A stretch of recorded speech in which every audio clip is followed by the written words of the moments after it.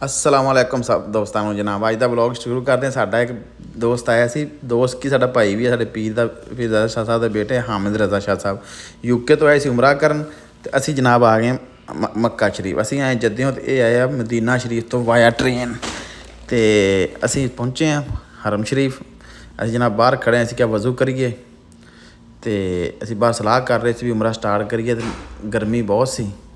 मैं कहा चलो जी वज़ू करो तो वज़ू किया तो इंतज़ार कर रहे थे हामिद शाह साहब का, वो भी आ गए तो हामिद शाह ने आए जहाँ आए तो कहते कैमरा मैं वेख के कहते व्लॉग शुरू करता।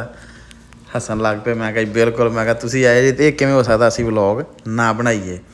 उस तो बाद जनाब असी वज़ू किया, वज़ू करके जनाब असी अलहमदुलिल्लाह वज़ू करके तो हरम शरीफ से इंटर होए। तो हरम शरीफ चाहवां मक्का शरीफ जाइए या मदीना शरीफ जाइए, मदीना शरीफ या मक्का शरीफ जाइए, ये नहीं हो सकता कि मैं हरम दे विच जिहड़ा सारी वीडियो ना बनावां। क्यों मैनूं हरम शरीफ का तो मदीना शरीफ तो मक्का शरीफ का काम है ना बहुत प्यारा लगता है, मैनूं बहुत अच्छा लगता है। उस वजह तो मैं लाजमी एक क्लिप लैने होंदे आ।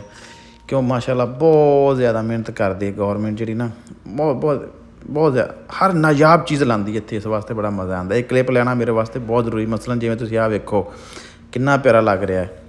इस तरह हुण जनाब असी हरम शरीफ के थल्ले सेंध विच इंटर हो रहे हैं अलहमदुलिल्लाह जी। हुण असीं उमरा स्टार्ट करांगे।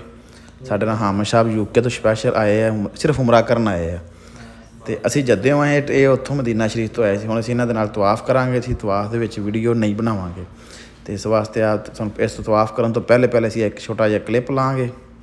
लो जनाब है असीं माशाअल्लाह सब दी सारी हरम शरीफ की ज़ियारत हो गई तो हुण जनाब असीं तवाफ स्टार्ट करता है।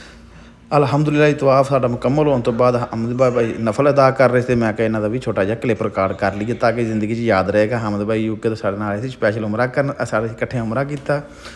तवाफ करन तो बाद असीं जनाब सफ़ा ते मरवा दे विच आए तो असीं सोचा सैकंड फ्लोर से चलीए, लेकिन हामिद भाई फजान कहते नहीं जी फस्ट फ्लोर ते करना, रश बहुत ज़्यादा तो इस वास्ते बड़ा मज़ा आएगा। रश दे विच उमरा करन दा ते सफ़ा ते मरवा करन दा मज़ा आएगा तो इस वास्ते रश च ही करना।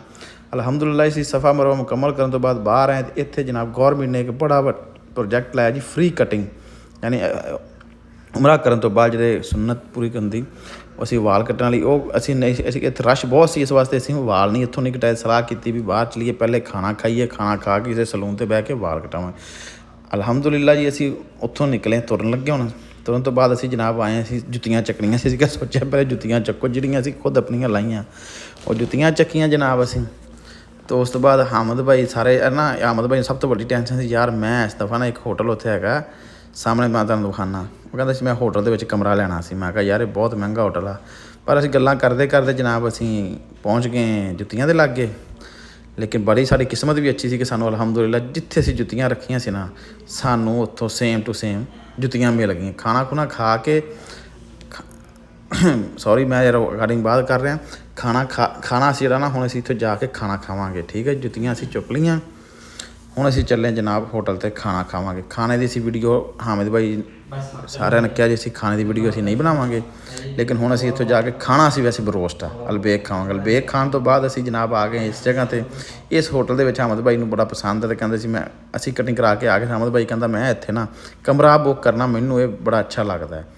मैं कहा जी तुसीं वेखो तो गूगल ते जनाब चैक कर लग पे तो मैं सोचा भी असीं तो थोड़े थोड़े वाल कटाए सी तो कहंदा हामिद फजान ते गुलाम रसूल कित्थे रह गए। तो मैं अंदर गया, मैं कहा जी मैं वेख के ना तुसीं जरा सर्च करो गूगल ते। मैं अंदर गया जनाब भाई फजान ते गुलाम रसूल माशाअल्लाह ये तो फुल बैठे तसल्ली ना कटिंग करा रहे, ये फुल तसल्ली ना बह के कटिंग करा ले। असीं कहा अच्छा जी। असीं उस तो बाद जनाब अलहमदुलिल्लाह जी असीं कटिंग कराई, खाना खादा। खाना खाण तो बाद असीं जनाब बस च बैठे। व्लॉग वड्डा नहीं करते असीं, व्लॉग इत्थे असीं ख़त्म करते हैं।